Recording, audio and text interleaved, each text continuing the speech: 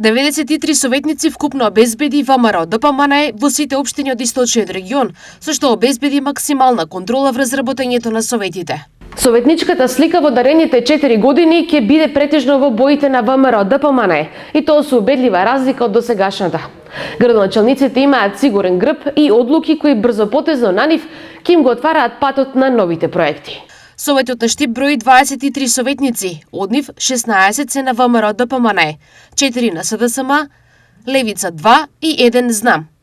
Во Карбинци 7 ВМРО ДПМНЕ и 2 на СДСМ. Во Пробиштип 6 ВМРО ДПМНЕ, СДСМ 4, Левица 1, Знам 2 и 20 советници од партијата на пензионери. Во Виница ВМРО ДПМНЕ освои 9 советнички места, СДСМ 6.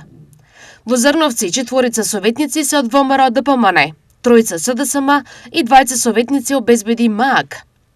Во Чешиново Облешово советот би можел да биде нестабилен бидејќи ВМРО ДПМНЕ има 5, СДСМ 3, ВМРО Народна партија 1, Искуство за успех 1, а едно советничко место освои независен кандидат. Во Берово мнозинството од 9 советници е на ВМРО ДПМНЕ, СДСМ има 5, а Левица 1 советник. Зад Китански во Пекчево стојат 5 советници на ВМРО ДПМНЕ и 1 од Знам, додека 3 се од СДСМ.